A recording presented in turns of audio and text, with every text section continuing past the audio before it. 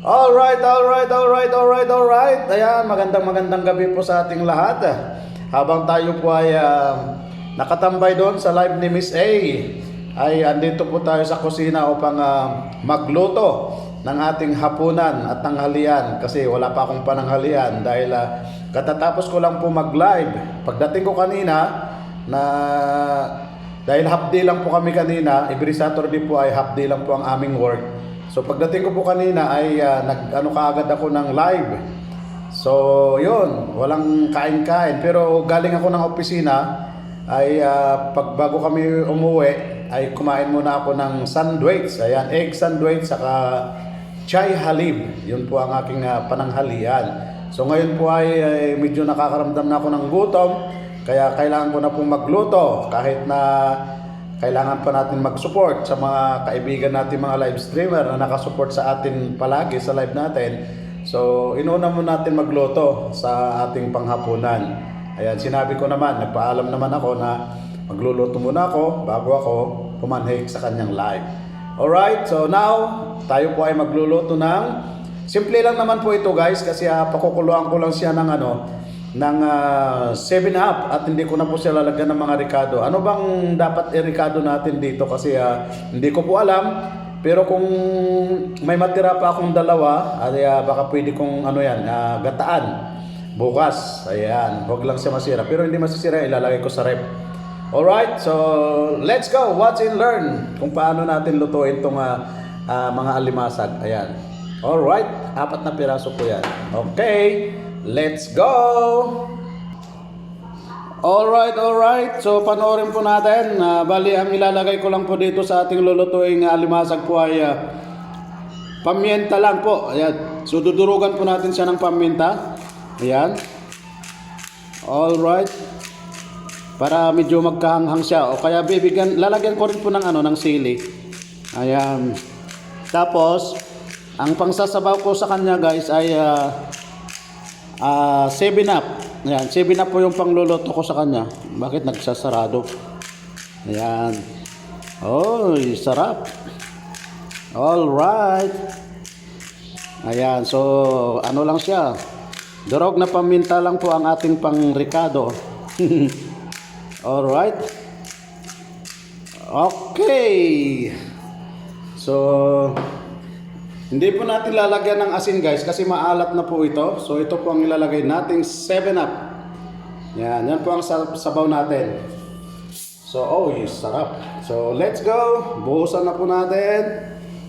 Ayan, buhos. Ito po yung pangsabaw natin. Alright. Tapos pakuluan lang po natin siya. Alright. Ayan. Meron din po akong iniinom na soka guys. Ito po yung iniinom ko. Ayan, bago matulog at saka sa umaga. Ayan, hinalo ko lang siya sa tubig. Kunting isang kutsara lang siya. Nilalagay ko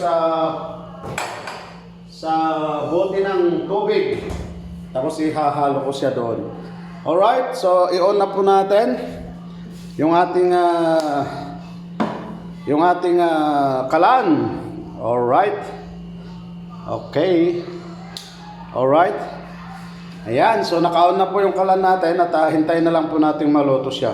Okay. So maya-maya po. Ayan. Tatakpan muna natin.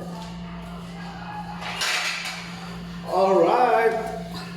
Ayan. Takpan muna natin guys. Okay. Alright. Alright. Ayan na po guys, nangangamoy na. Tignan na po natin, bubuksan na po natin ang ating masarap na alimasag. Wow, nangangamoy na guys kasi kumukulo na siya. Tana na, wow, grabe.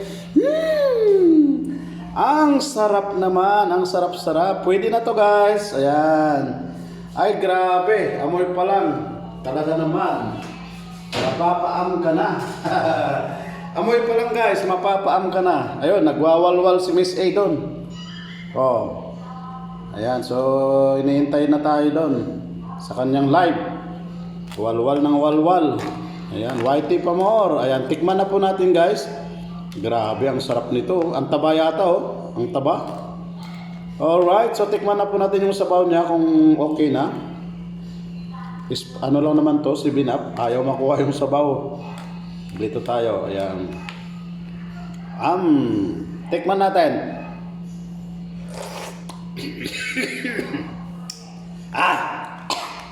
Mahanghang yung paminta. Na ko yung paminta guys.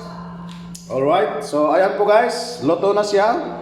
At ang aking sausawan ay lemon with patis. Ayan, isasawso ko po siya sa lemon with patis na may sili. Alright, ayan po guys, thank you so much. Maraming salamat po sa pagpatuloy na panonood ng aking mga videos at siyempre sa aking mga live. So ayan po guys, luto na po yung ating ulam ngayong gabi. Kasama na ang tanghalian. So pagkatapos nating kumain, kaya lang wala pa pala akong kanin. Ayun, ano pa lang, nakasalang pa lang yung rice cooker ko. So ayan, maya-maya lang, pwede na tayo kumain pagka naluto na yung aking rice. Ayan, at ihahanda ko lang po yung yung kalamansi, yung lemon at saka patis. Alright, thank you so much guys. Love you all. God bless. And keep safe always. To God be all the glory. Ang tunay na nagmamahal sa inyo kahit di nyo siya mahal, Jam City Family Official is signing off.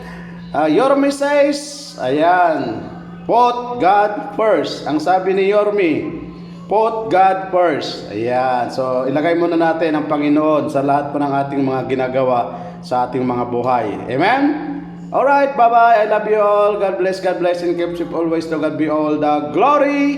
Jam CJ Family Official is signing off. Bye-bye. God bless.